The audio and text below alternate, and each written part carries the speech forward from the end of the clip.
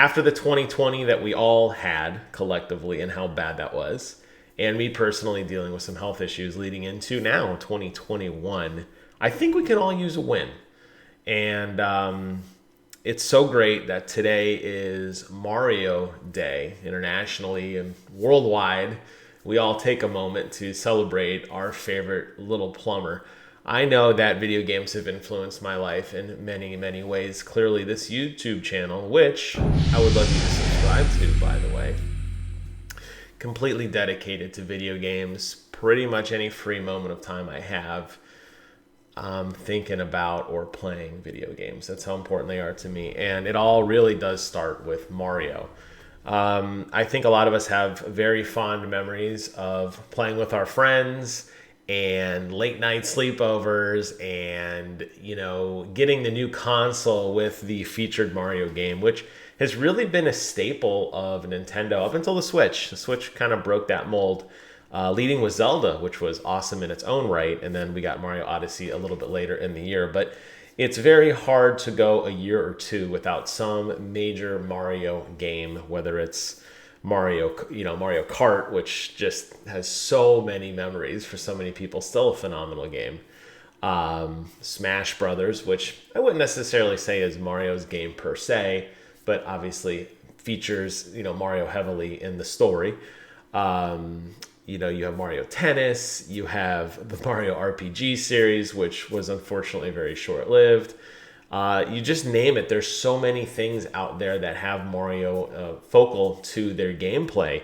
And I have to say, you look at the history and the lineage of Nintendo, and Mario has always been at the forefront. And I gotta say, they've always taken care of that guy. They've never done him dirty. And I think that says a lot for people's love for Mario, because it's really hard to sit and think back on a bad experience you had with a Mario game. Now, definitely some games are a little bit more dialed in than others, in terms of like, we're going to take an established game and we're just going to shoehorn Mario into it.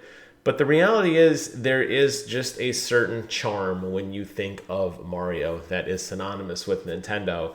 And they have taken really good care of that guy over the years. I'm just, playing through right now Super Mario Maker 2. And I just did a video the other day on my thoughts so far on Bowser's Fury.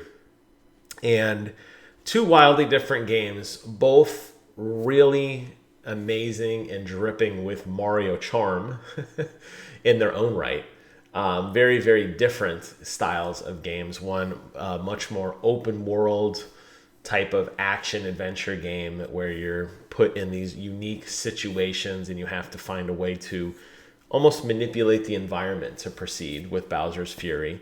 And then you have Mario Maker 2, which is a light version of these ridiculous, crazy Rube Goldberg-esque levels you've seen on Mario Maker, where people are, kick flipping off of shells into bullets and all these crazy manipulations. Nintendo basically taking that franchise, that formula, dumbing it down a peg for the average man and allowing you to experience some of that, to give you some creative ideas on how to play.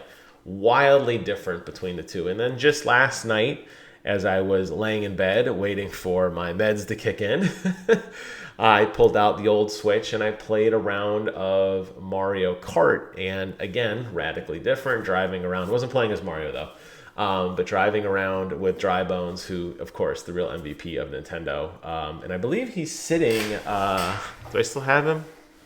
Oh, I moved him over there.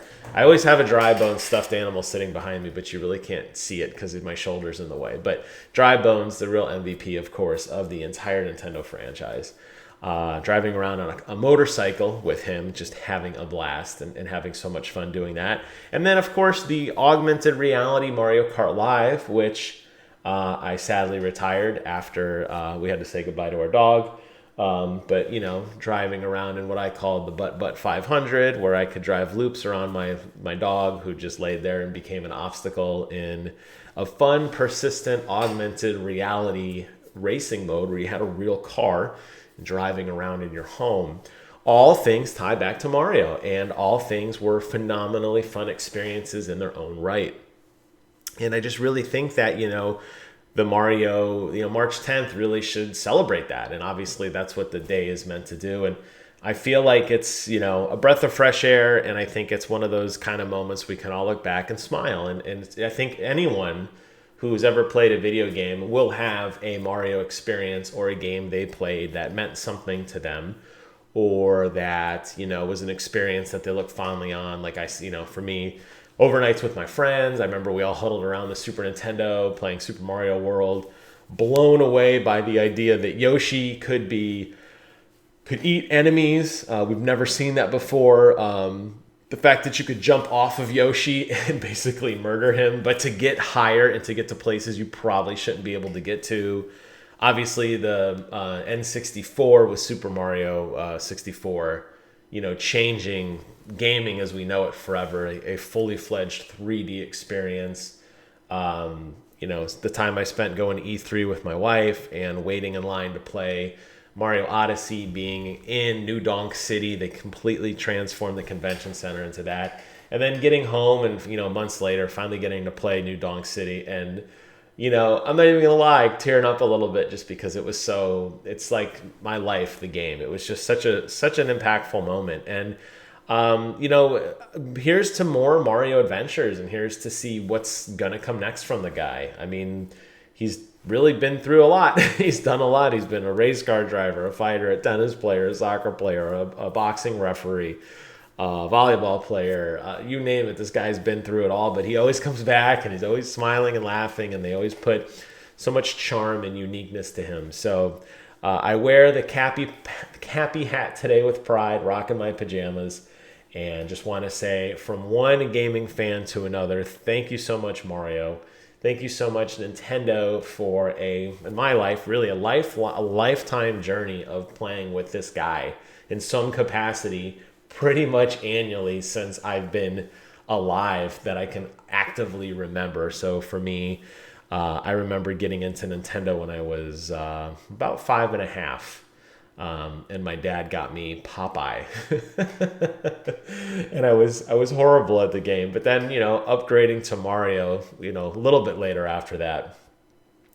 But pretty much since then, the last 32, 33 years of my existence on this earth have been involved in gaming in some capacity. And Mario has been there pretty much annually to bring some new experience, some new adventure, some new piece of merchandise, something that puts a smile on my face. And for me personally, getting through some of these health issues and some of darker times for me, I think I always take solace in knowing that despite the fact that I don't always see eye to eye with what Nintendo does, they always take care of this guy. And here's to many, many more years of the true video game mascot, Mario. And I hope you take this opportunity to reflect on some of the great times you had with Mario, because he's a hell of a guy. I think he's a friend everybody needs. So with that, I'm closing out this video. Thank you all so much for watching. Please, please, please take care of yourselves. I really mean that, much more so now than I ever did before. And until next time, I will see you guys on the other side.